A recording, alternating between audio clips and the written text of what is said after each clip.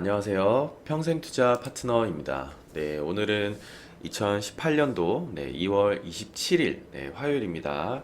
2월이 이제 또 얼마 안 남았습니다. 한 달이 굉장히 빨리 가는 것 같고요. 아무래도 연휴가 있어서 중간에 조금 더 빠르게 느껴지는 것 같고요.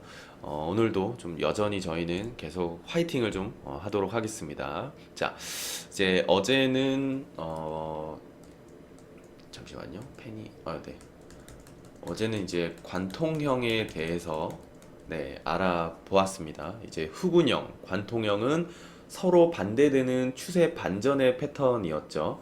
근데 이제 이 후군형, 관통형보다 조금 비슷하게 생겼지만 조금 더 강력한 이 반전 패턴은 그 전 시간에 해드렸던 상승 장악형과 하락 장악형의 패턴이 몸통이 더 길수록 그 두 번째 날의 몸통이 더 크고 길수록 좀 힘이 더 강하다라는 그런 좀 이제 의미를 좀 말씀을 드렸고요. 이제 오늘도 이제 진행할 패턴은 이 추세 반전을 알려주는 패턴입니다. 앞으로 할 거는 몇 개 정도는 계속 추세 반전 패턴을 진행을 해드릴 거고, 뭐 나중에는 지속형 패턴 이렇게 이제 좀 진행을 해볼 거고요. 오늘부터는 이제 별형, 오늘부터는 이 별형에 대해서 알아보도록 하겠습니다. 자, 내용 한번 먼저 보도록 할게요. 별형은 굉장히 매혹적인 반전 신호입니다. 몸통이 큰 캔들이 등장한 뒤에 갭을 형성하면서 작은 몸통의 캔들이 등장할 때 이를 별형이라고 하는데요. 사진 하나 같이 보면서 내용 진행하도록 하겠습니다. 여기 보시면은 큰 몸통들이 나오고 몸통이 겹치지 않으면서 이 작은 몸통의 캔들이 등장할 때를 이 별형이다라고 하는 거고요. 별형의 몸통은 앞에 있는 캔들의 뭐 이런 이제 그림자라고 하죠. 꼬리라고도 하고요. 그림자 안에는 있을 수 있습니다. 하지만 중요한 것은 요 몸통들이 서로 겹치지 않아야 한다라는 거거든요. 하지만 이 규칙에는 좀 예외가 있으니까 제가 뒤에서 한번 설명을 좀 드리도록 하고요.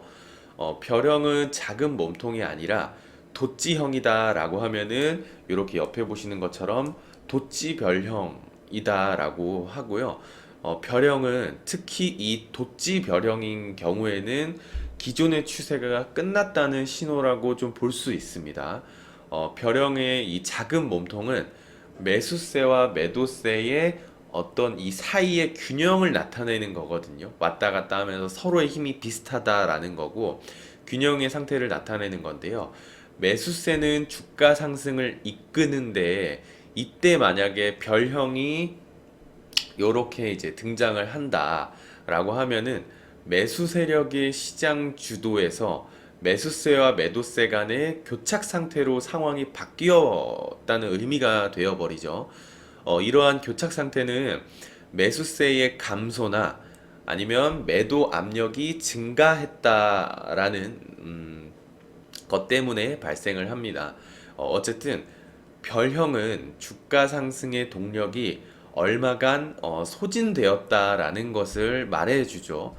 따라서 주가는 조정받을 가능성이 크다라고 합니다. 그래서 요 별형 그리고 조금 더 강력한 이 도치 별형에 대해서 좀 오늘은 간단하게 한번 좀 알고 넘어가시면 좋을 것 같고, 하락 추세에서 나타나는 별형에 대해서도 똑같은 얘기를 할 수 있을 것 같습니다.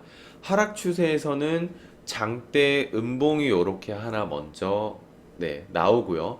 그러면은 이 장대 음봉은 매도세가 시장을 주도하고 있다는 사실을 보여주죠. 이때 나타나는 별형은 변화를 예고하겠죠. 별형의 출현은 매도 세력과 매수 세력이 균형 상태에 이르렀다는 것을 또 의미하는 것이기 때문에, 다른 말로 하자면 이제는 하락 추세의 어떤 기세가 좀 누그러졌다라는 거거든요. 이러한 상황에서는 하락장이 유지가 되기는 조금 힘들다. 좀 그렇게 이제 나와 있고요.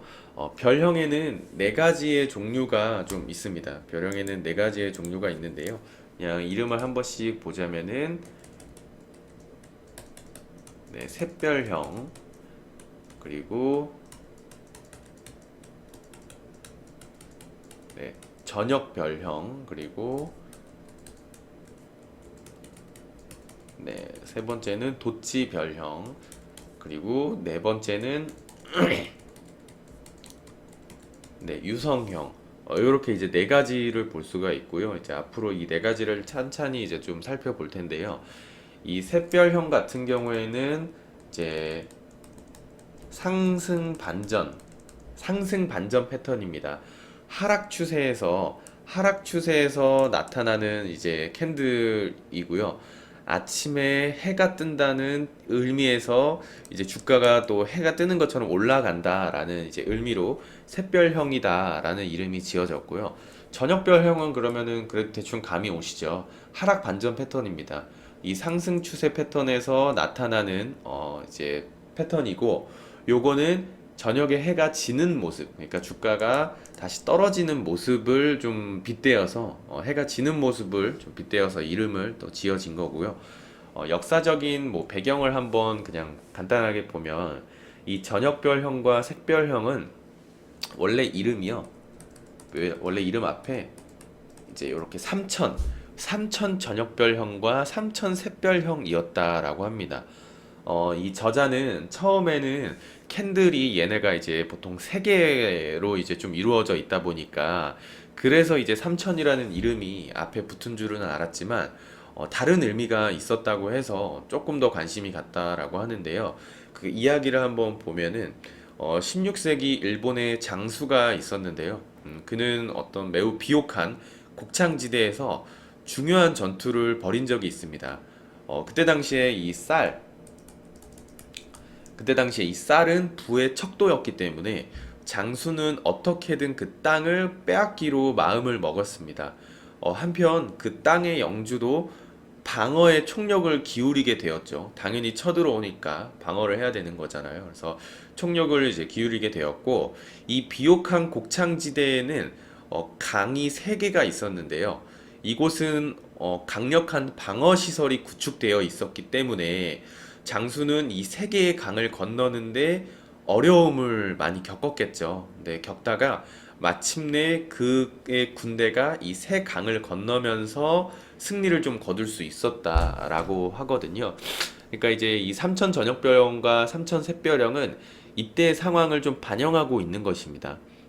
일단 이러한 패턴이 형성이 되면은, 이 샛별령과 전역별처럼 이런 반전 패턴이 형성이 되면은 일단은 이를 극복하기는 당연히 어렵겠다라는 것이겠죠. 강을 장수가 건너기 굉장히 어려웠던 것처럼요. 따라서 이 삼천 샛별형은 중요한 지지선이 되는 것이고, 삼천 전역별형은 중요한 저항선이 된다라고 보시면 됩니다. 하지만 만약에 이 삼천의 장벽을 넘으면 공격하는 군대는 승리를 보장받을 수 있다라고 하는 거거든요. 그러니까 정말로 이 전역별형의 어떤 저항선 위로 종가가 뚫고 올라간다, 이겨내고 올라간다라고 하면은 매수세가 시장을 장악하게 되는 것처럼요. 그러니까 이 일본식 이 캔들 차트를 보면 여러 가지 예전에 이제 역사적 배경, 좀 유래를 한 번씩 보면은 요런 이 군사적인 배경에서 나온 좀 이름들, 요런 것들이 조금 많습니다. 그래서 굉장히 좀 재밌는 이야기들도 있고 좀 흥미가 좀 돋는 이름들도 조금 있고요.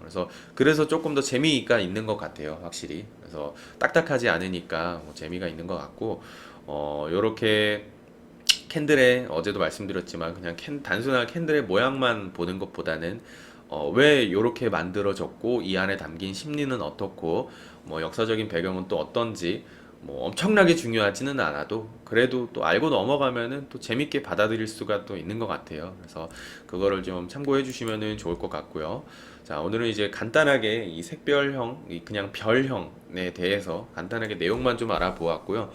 내일은 이 샛별형과 저녁별형의 좀 전형적인 모습과 어떤 책에 나와 있는 예시, 그리고 이제 실제 저희 국내 종목들로 실제 사례들을 좀 보면서 좀 공부해보는 시간을 좀 가지도록 하겠습니다. 자, 오늘 하루도 남은 시간 저희 더 화이팅 하겠습니다. 감사합니다.